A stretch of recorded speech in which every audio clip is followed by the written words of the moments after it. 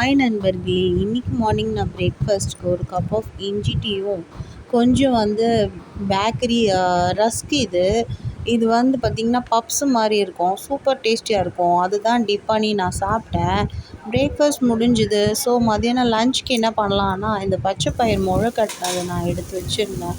So ஒரு cup of பச்சை பயிர் எடுத்துகிட்டு அது வெங்காயம், தக்காளி போட்டு வேக வச்சு, தனியாக அந்த பச்சை பயிறு வேக வச்சு அதில் போட்டு மிக்ஸ் பண்ணி மிளகாத்தூள்லாம் போட்டு ஜஸ்ட் ஒரு பொரியல் மாதிரி.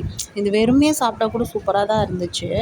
அதோட கொஞ்சம் ஆனியன்ஸும் ஆட் பண்ணி இந்த சூட்டோடு ஆட் பண்ணி சைட்ஸ்க்கு எடுத்து வச்சுக்கிட்டேன். இதுக்கு என்ன பண்ணலாம் அப்படின்னு பார்க்கும்போது எனக்கு ரசம் தான் தோணுச்சு. நீங்கள் என்ன பண்ணியிருப்பீங்க அப்படின்னு எனக்கு கமெண்ட்ஸ் செக்ஷனில் கமெண்ட் பண்ணுங்கள். இது காம்பினேஷன் நல்லா தான் இருந்துச்சு. ஸோ ரசத்தோட இதை கொஞ்சம் வச்சுக்கிட்டு சைட்ஸ்க்கு வச்சுக்கிட்டு அப்பளமும் வச்சுன்னு நாங்கள் இன்றைக்கி லஞ்சை முடித்தோம். ரொம்ப சூப்பராக இருந்துச்சு நண்பர்களே. அடுத்து நைட்டுக்கு என்ன டின்னர் அப்படின்னு யோசிக்கும் போது எனக்கு மேகி தான் நான் சாப்பிட்டேன்.